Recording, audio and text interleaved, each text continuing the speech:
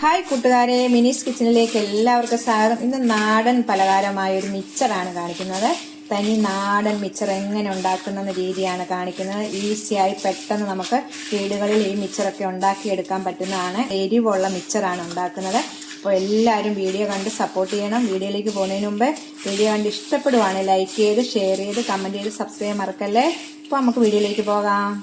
മിച്ചർ ഉണ്ടാക്കാൻ വേണ്ടി ഒരു പാത്രത്തിലേക്ക് 250 ml കപ്പിന് അരിപ്പൊടിയാണ് ഒരു കപ്പിടുന്നത്.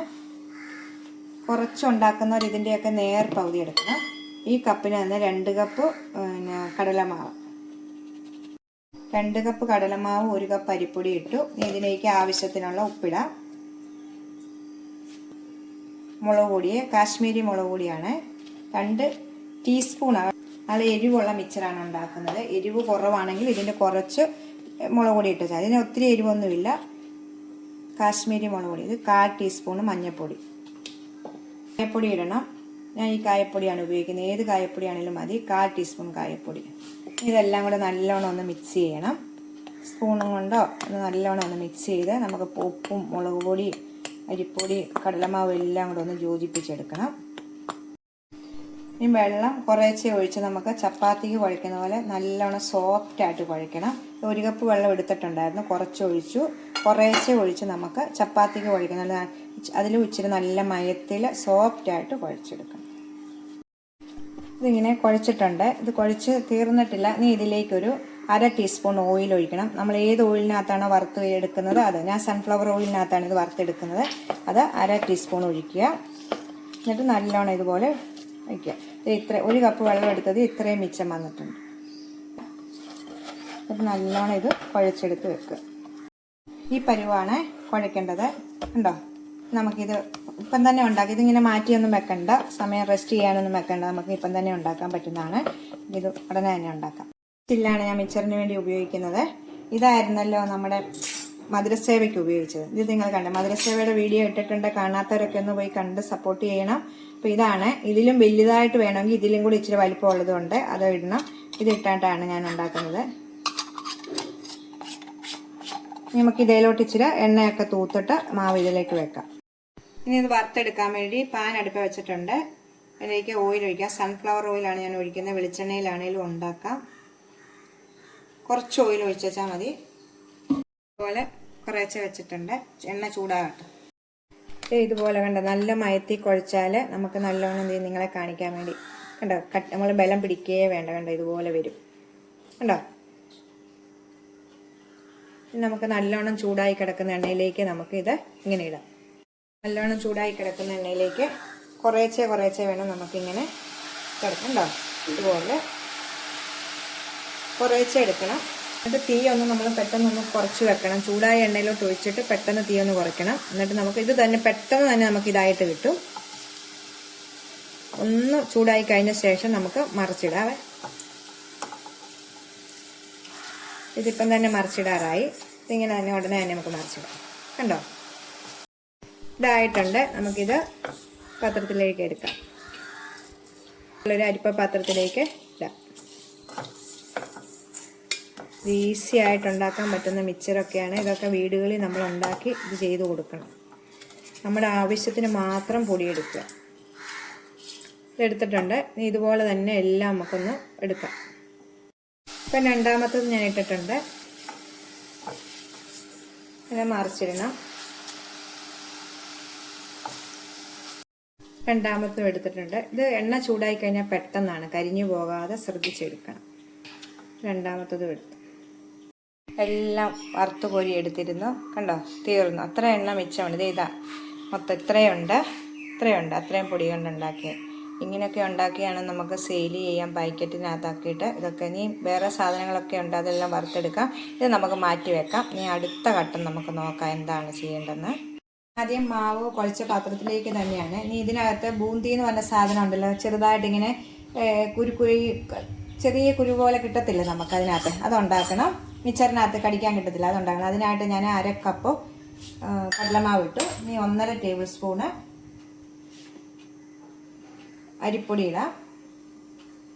മറ്റേ ഇത് വിട്ടതുപോലെ തന്നെ എല്ലാ സാധനങ്ങളും ഇടണം. മഞ്ഞൾപ്പൊടി 1/4 ടീസ്പൂൺ വേണ്ട, അതിൻ്റെ പകുതി മഞ്ഞൾപ്പൊടി ഇടണം. ഒരു 1/2 ടീസ്പൂൺ കാശ്മീരി മുളക് പൊടി, ആവശ്യത്തിന് ഉപ്പ്, ഒരു 1/4 ടീസ്പൂൺ വേണ്ട അതിൻ്റെ പകുതി കായപ്പൊടി, എല്ലാം ഇട്ടിട്ട് ഇതുപോലെ നല്ലോണം ഒന്ന് മിക്സ് ചെയ്യുക. ഇതിൻ്റെ പരുവം എന്ന് പറയുന്നത് നമ്മൾ ഇഡ്ഡലി മാവിനൊക്കെ കുഴച്ചെടുക്കുന്ന പരുവമാണ്. ഒത്തിരി വെള്ളം നീണ്ടു പോകല്ലേ, ദോശയ്ക്ക് ഉണ്ടാക്കുന്ന പോലെയല്ല, ശകല ഇഡ്ഡലി മാവ് പോലെ. എന്നാൽ ഒട്ടും നീളാതിരിക്കുകയും ചെയ്യല്, നീണ്ടു പോവുകയും ചെയ്യല്. രണ്ടിൻ്റെ ഇടയ്ക്കത്തെ പരുവം. ഇതാണ് പരുവം, കണ്ടോ? ഇത് എണ്ണ ചൂടാകാൻ വെച്ചിട്ട് ആ എണ്ണ തന്നെയാണ് ഉപയോഗിക്കുന്നത്. നല്ലോണം ചൂടായ ശേഷം ഇതുപോലൊരു അരിപ്പപാത്രം എടുക്കുക. അരിപ്പപാത്രത്തിലേക്ക് നമുക്ക് ഈ മാവ് കോരി ഒഴിക്കണം. കോരി ഒഴിക്കുമ്പോൾ ഇതിലേക്ക് കിഴിച്ചേ കൂടി ഇങ്ങനെ പൊക്കോളൂ. മനസ്സിലായില്ലേ?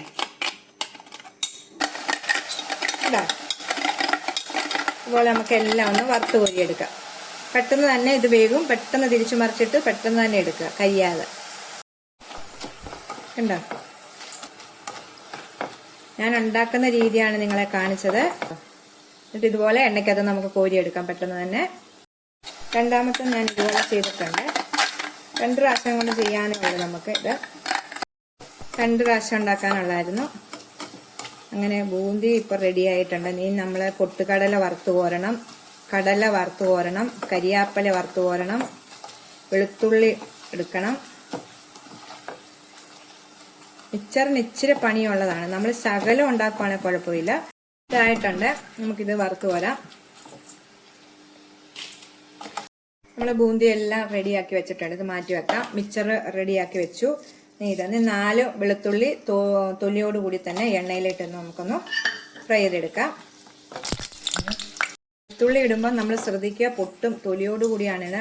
അപ്പം ഞാനിത് വറുത്ത് കോരി എടുത്തിട്ടുണ്ട്. ഈ നിലക്കടലയും കപ്പലണ്ടിയും ഒക്കെ അവരവരുടെ ഇഷ്ടത്തിനാണ്. ഒത്തിരി വേണമെങ്കിൽ ഇത് ഞാൻ 5 ടേബിൾ സ്പൂൺ നിലക്കടല എടുത്തിട്ടുണ്ട്. ഇതൊന്ന് എണ്ണയ്ക്കകത്തിട്ടിട്ട് നമുക്ക് പെട്ടെന്ന് അത് മൂത്ത് കിട്ടും.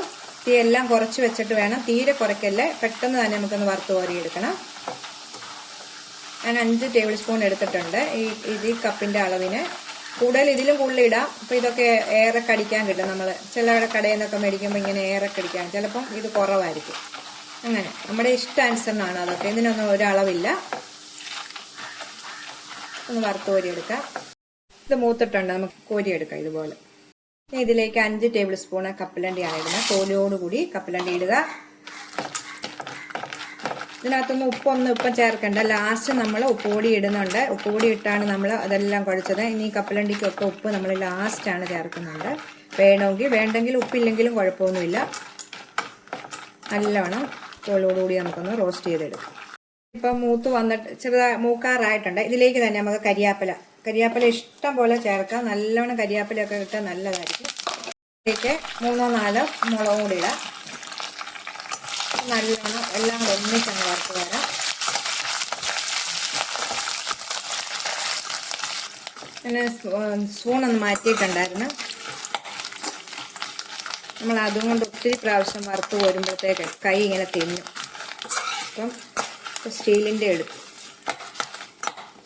കണ്ടോ? ഈ പരുവം മതി. നമുക്കിത് മൊത്തം തീ ഓഫ് ചെയ്യാം. അപ്പം വറുക്കുന്ന പരിപാടികളെല്ലാം കഴിഞ്ഞു. നമുക്കിതെല്ലാം ഒന്നിച്ചൊന്ന് കൂട്ടണം. എല്ലാം റെഡി ആയിട്ടുണ്ട്. കണ്ടോ? മിക്സർ റെഡിയാക്കി വെച്ചത്. ഇതിൻ്റെ മിക്സർ ആദ്യം റെഡിയാക്കി വെച്ചു. പൊട്ടുകടല വറുത്ത് വെച്ചു. ഇത് റെഡിയാക്കി വെച്ചു. കപ്പലണ്ടിയും കരിയാപ്പലയും മുളകും റെഡിയാക്കി വെച്ചു. നമ്മൾ വെളുത്തുള്ളി ഒന്ന് ചതച്ചിട്ട് വേണം ഒന്ന് ഫ്രൈ ചെയ്യാൻ കേട്ടോ. ഞാൻ ആദ്യം അത് വിട്ടുപോയതാണ്. ചതച്ചത് ഞാൻ വറുത്ത ശേഷമാണെന്ന് ചതച്ചത്. ഇത്രയേ ഉള്ളൂ. ഇനി നമുക്ക് ഈ മിക്സറെല്ലാം ഒന്ന്, ഇത് ഇപ്പോൾ ഇങ്ങനായിട്ട് നിൽക്കുമല്ലേ, നമുക്കൊന്ന് കൈ കൊണ്ടൊന്ന് ചെറുതായിട്ടൊന്ന് പൊടിച്ചെടുക്കണം. നമുക്ക് ഒരു പാത്രത്തിലേക്ക് ഇതെല്ലാം ഒന്ന് പൊടിച്ചെടുക്കാവേ. ഇതുപോലെ ഞാനൊരു വലിയ ചീനച്ചട്ടി എടുത്ത്, കുഴിവെള്ളപ്പം താഴോട്ടൊന്നും തെറിച്ച് പോകത്തില്ല. അപ്പം ഇങ്ങനെ നമുക്ക് ഒന്ന് പൊടിക്കാം. ഇതിപ്പോൾ നീളമായിട്ട് കിടക്കാൻ നല്ല മുരുമുരാന്നിരിക്കുന്ന മിക്സറാണ് കേട്ടോ. അപ്പോൾ നമ്മൾ മിക്സറെല്ലാം പൊടിച്ചിട്ടുണ്ടോ? പൊടിച്ച് വരുമ്പോൾ നമ്മൾ ഇതിന് ചെറുതായിട്ട് ഞുറുക്കി കഴിയുമ്പോഴത്തേക്ക് ഇത്രയൊക്കെ ഉള്ളു കാണാം. കണ്ടോ? ഇത്രയായിട്ട് നല്ല എരിവുള്ള മിക്സറാണിത്. നമുക്കിതിനേക്ക് ബൂന്തി ഇടാം. ഇതാ ബൂന്തിയൊക്കെ ഉണ്ടാക്കുന്ന ഐഡിയകളൊക്കെ നിങ്ങൾക്ക് മനസ്സിലായി കാണുമല്ലോ, അറിയാത്തവർക്കൊക്കെ. നിലക്കടല ഇടാം. ഈ കപ്പലണ്ടിയും വെളുത്തുള്ളിയും കരിയാപ്പിലയും ഇടാം. നമുക്ക് ഈ സമയമാണ് നമ്മൾ ഇച്ചിരി ഉപ്പുപൊടി, ഇച്ചിരി മുളക് പൊടി, എരിവും കൂടെ വേണമെന്ന് ഉള്ളവർ മാത്രം മുളക് പൊടി ചേർത്താൽ മതി. ഞാൻ സ്വല്പം മുളക് പൊടി, ഇച്ചിരി കായപ്പൊടി, ഇച്ചിരി ഉപ്പുപൊടി ഇത്ര ഇടുന്നുണ്ട്. ഒരു ടേസ്റ്റ് ഇങ്ങനെ ഇടുമ്പോൾ നല്ലൊരു ടേസ്റ്റാണ്. നിങ്ങളൊന്ന് ട്രൈ ചെയ്ത് നോക്കണം. ഒരു സ്വല്പം ഞാൻ ഇടുന്ന കഴിക്കണം. കണ്ടോ, ഇത്രയും മുളക് പൊടി വേണ്ടവർ മാത്രം ഇട്ടുവച്ചാൽ മതി. ആവശ്യത്തിന് എരിവ് ഇല്ല, പിള്ളേർക്കൊക്കെ കൊടുക്കണമെങ്കിൽ എരിവ് വേണ്ട, എരിവൊന്നും ഇല്ല. ഇത് അത്രയൊന്നും. ഇച്ചിരി കായപ്പൊടി ലാസ്റ്റ്. ഇങ്ങനെ ഇടുമ്പോൾ ഒരു ടേസ്റ്റ് കിട്ടും. നിങ്ങൾ ഇങ്ങനെ ട്രൈ ചെയ്ത് നോക്കിയിട്ട് ഒന്ന് കമന്റ് ചെയ്യണം കേട്ടോ. ഉപ്പുപൊടി ഇങ്ങനെ ഇട്ടെന്നും പറഞ്ഞ് ഉപ്പൊന്നും അതേ കിടക്കത്തില്ല. നമ്മൾ 2 കൈ കൊണ്ട് നമ്മളെല്ലാം കൂടി ഇട്ടേക്കരുത്. മുളക് പൊടി ഉപ്പുപൊടി എല്ലാം ഇട്ട ശേഷം 2 കൈ കൊണ്ട് നമ്മുടെ കൈയെല്ലാം നല്ല വൃത്തിയാക്കിയ ശേഷം ഇങ്ങനെ യോജിപ്പിക്കണം. കൈ കൊണ്ട് യോജിപ്പിച്ചാൽ മാത്രമേ നമ്മുടെ ഉപ്പുപൊടിയും മുളക് പൊടിയും എല്ലാം ഇതിലേക്ക് പോകത്തുള്ളൂ. കണ്ട കൂട്ടുകാരെ, നല്ല ടേസ്റ്റായിട്ടുള്ളൊരു മിക്സറാണിത്. ഇതിൻ്റെയൊക്കെ പകുതി എടുത്താൽ മതി. പിള്ളേർക്കൊക്കെ ഉണ്ടാക്കാം. നമ്മൾ വീടുകളിൽ ഉണ്ടാക്കി പിള്ളേർക്ക് കൊടുക്കണം. ഒരു പാക്കറ്റൊക്കെ മേടിക്കണമെങ്കിൽ എത്രയേരം പൈസയാണ് കൊടുക്കുന്നത്. പിള്ളേർ 4 മണി വിട്ട് വരുമ്പോൾ ഇതൊക്കെ ഉണ്ടാക്കി കാപ്പിയൊക്കെ ആയിട്ട് കൊടുക്കണം. അങ്ങനെ നമ്മുടെ മിക്സർ റെഡി ആയിട്ടുണ്ട്. അല്ലാണ്ട് എരിവുള്ള മിക്സർ ഉണ്ടാക്കാൻ ഇപ്പോൾ എല്ലാവർക്കും ഐഡിയ മനസ്സിലായി കാണുമല്ലോ. എല്ലാവരും ട്രൈ ചെയ്ത് നോക്കണം. നമുക്ക് അടുത്തൊരു വീഡിയോയിൽ കാണാം. ടാറ്റാ.